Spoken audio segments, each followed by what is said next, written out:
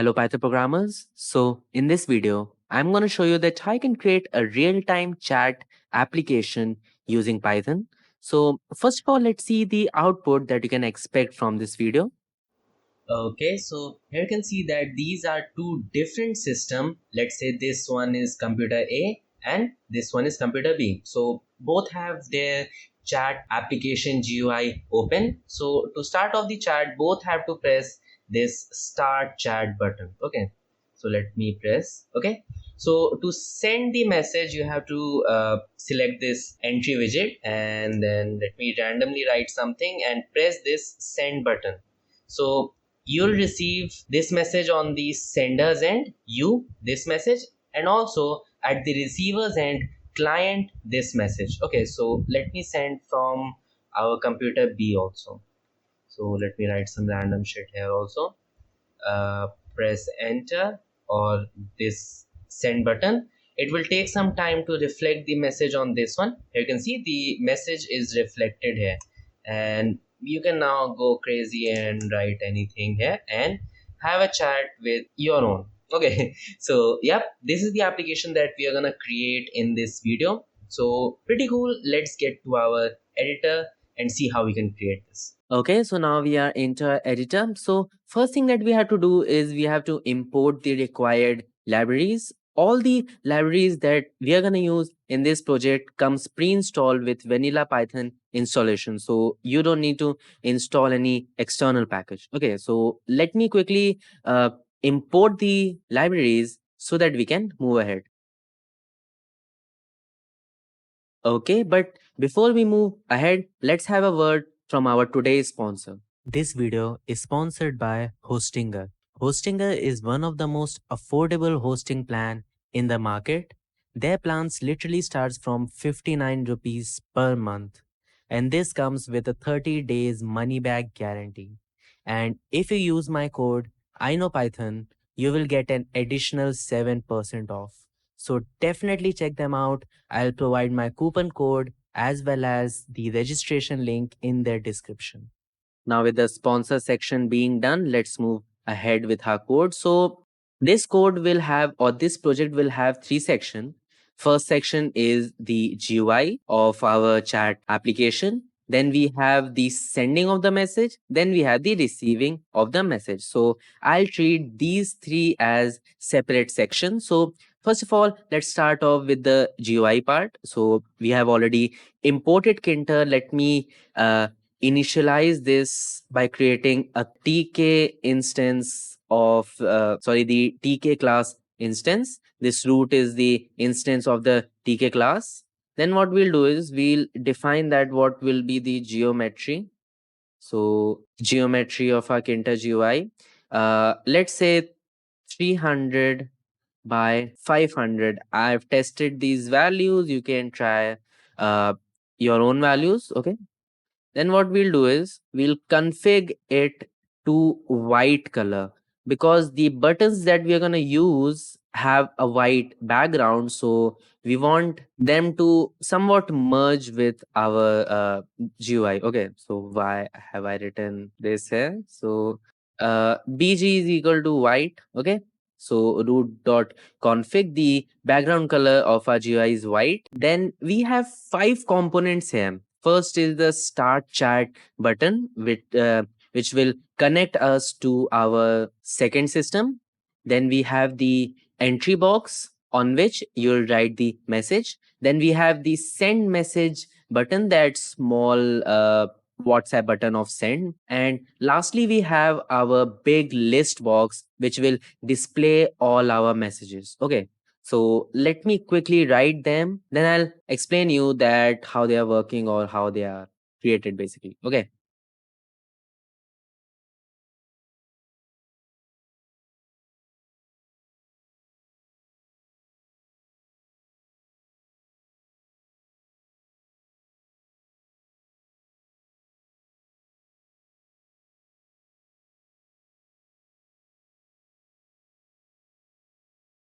Okay, so now our GUI is complete. First of all, let's start off with the buttons. Now, we want these images as buttons. So we have these two images. First is for start chat, and second is for sending of the message. So what we have done here is we have used this photo image class of our Kinter library to first of all load these two images. First is the start PNG, and the second one is the send PNG. This is the name of our PNG files. Okay. Then what we have done here is we have created a button. Okay.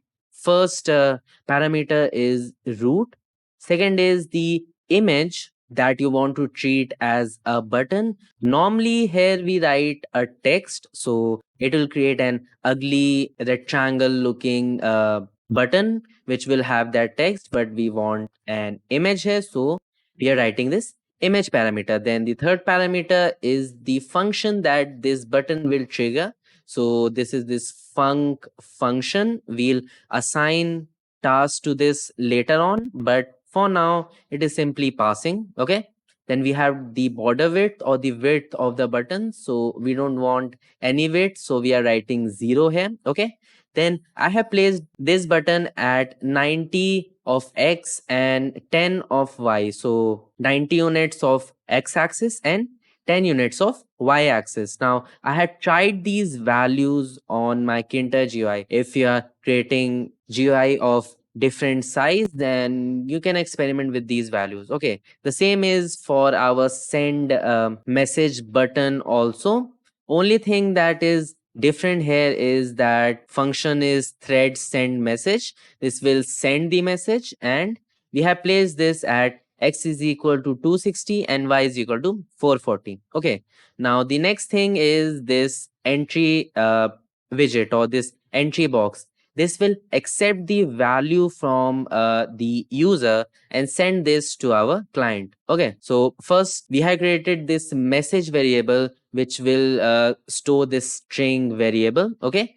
Then we are creating this entry widget here. First parameter is root, the tk instance.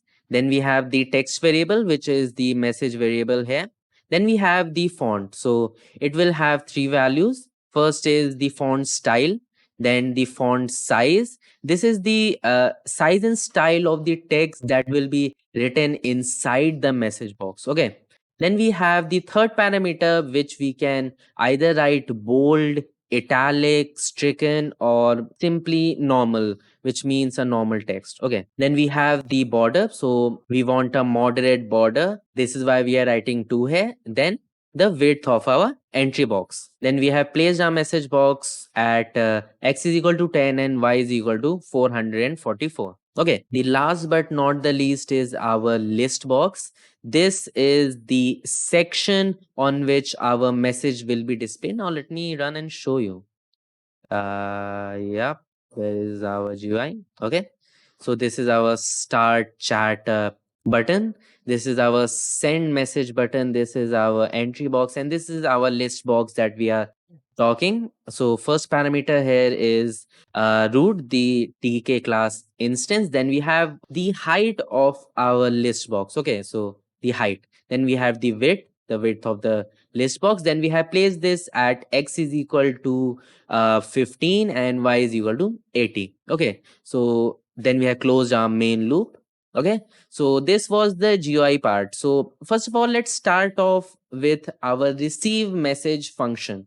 Okay, so this receive message function will be initiated as soon as this start. Where is that button?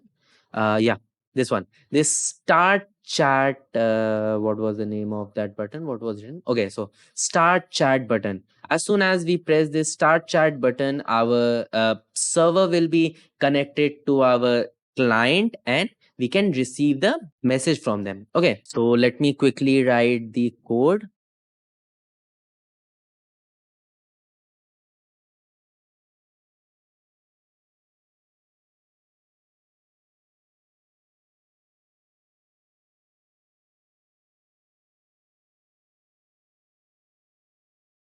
Okay, so now we have written the code that is required to receive the message from our client or from the sender. So first what we have to do is, after this button is pressed, this start chat button is pressed, this function will be called, and what this will create is, it will create a thread, a separate thread for our receive message. Now why are we creating a separate thread for our receive message task? So we have two tasks happening simultaneously. First task is happening in the background, which is constantly looking for messages that is sent from the receiver, and also we want to send the message from this computer or this system also. So we need two tasks to happen simultaneously. This is why we have to create separate thread for send and for receive. Okay, so we are using this threading dot thread class here. The target is this receive function. Okay, so t dot start, which means that the thread is started. Okay, then let's come to this receive function. So first of all, we have created this socket class instance, which is this variable listen socket. Then we have this port number here, which is 3050. Now make sure that this port number is same as that of the second computer's sending port number. Okay, so receiving port number of this and the sending of the second one should be the same, and in the same manner the receiving of the second system should be same as the sending of this system. Okay, we haven't created the sending one, we'll do that very soon. Then we have the max connection, the maximum number of connection that can be established with this client. Okay, then we have the listen socket dot bind. So we are establishing the connection here. The first is empty because we are receiving. Okay, and then we have the port number. Now you must be wondering why I have skipped this line. Now this line is not useful in our code. I mean, this variable ip is not used in our code, but we need this value. So let me print this out. Just a second. We need this value because we have to specify that what is the IP or the host name at the sender's end. So this is why you should know that what is the host name. I'll show you that where it will be used and how it will be used. So first of all, we have binded it, we have established the connection, then listen socket dot listen. So we are listening, we are waiting for the sender to send the message, okay, with the max connection of 99. Then after a message is received, we need the client socket or the packets, which can be achieved using this client socket dot accept class. Okay, so this will return two values, the message that the sender has sent and also the address, although we do not need the address, but it provides two values. So anyway, then we have to create an infinite loop which will run infinitely, and it will receive and decode the message. So this send message variable will store the decoded message. So client socket dot receive, it will receive the message from this client socket or from the client, and it will decode it. Now what is this value? What is this 10 1024? This 1024 is the number of bits that this client will accept, the length of the message that this client will accept. Okay, now if the message is not empty, which means that the sender has sent some message, we want to insert this into the list box. Okay, and this loop will be executed after every 5 seconds. Okay, so this is why time.sleep. Have I imported time here? Yeah. Okay.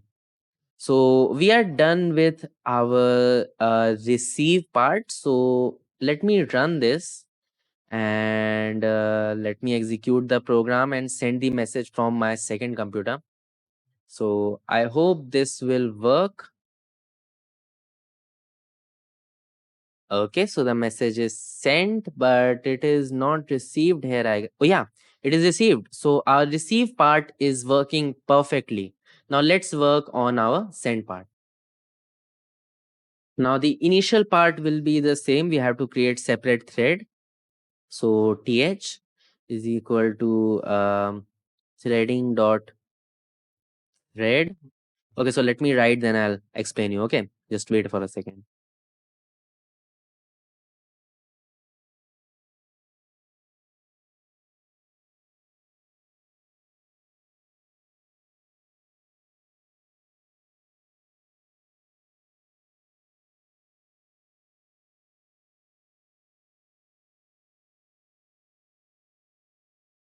Okay, so now we have written the code that is required to send the message. We have already created a separate thread for our send message also, and I have given you the explanation that why are we creating the thread. So let's move on. So this function, send message function, is called in this thread. Okay, so we are calling a global s variable. So why are we calling this variable, and what is this, what is the use of this s variable? So sending the message means we have to establish the connection, we have to connect with our second computer, and this happens only once. Okay, so you send the message, the connection is established. After that, you have to just keep sending the message, the connection is not required. This is why the first time only, initially the value of s is 0. As soon as the program is executed, the value of s is 0. First time you press this send message button, this s value, I have not incremented, I guess. Yeah, I haven't incremented. So s is equal to s plus 1. This will be incremented by 1 because we want this part, the connection part, only once. So if s is equal to 0, first of all, we have created this socket instance. Okay, then we have the host. This is where we have to use the IP variable. Okay, so you have to run the same command in your second computer and just note down what is the host IP or the host name and simply write it here. I'll show you that what changes you have to make for the second PC. Just give me a second, or what you can do is just leave this section blank for now. At the end, I'll show you that what changes you have to make for the second computer. Okay, so port is 450. This is the same port that is present on the second computer's receiving part. Okay, then we have to connect our second PC. Then we have to get the input from our message box, which is this entry widget. Okay, it will be stored in this msg variable. Okay, then we have to insert this message into our list box with the initials as u, so you have sent this message.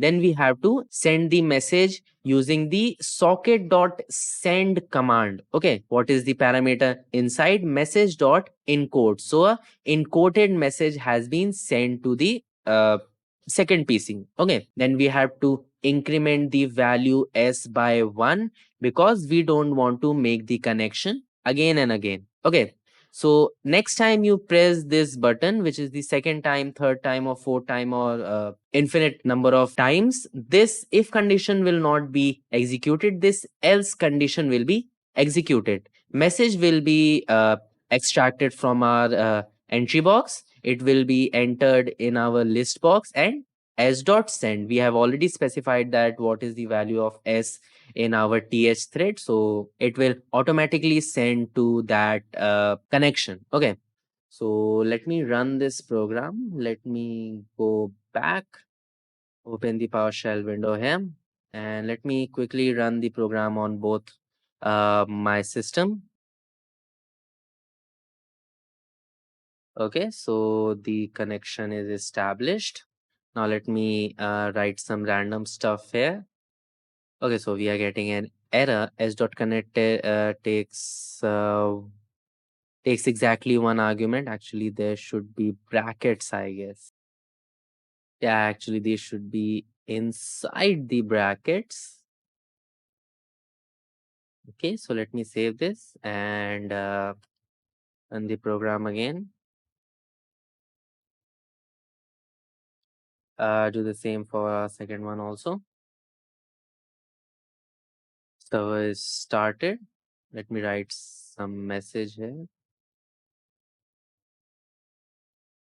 Okay, unsupported socket and int. But the message was sent. The message has been received on the second system, but we are getting an error. So let me sort. Okay, so s. Okay, so the variable name is different. Yeah, the variable name should be different here. It should be not. It should not be s because we have s as our socket instance. So let me xr. Let's say. Okay. So now let's try this once again. Let me close on the second system and open the application once again. It's a bit hectic because you have to be virus from 3 dates and use both of your hands. So yeah, it's a bit tricky.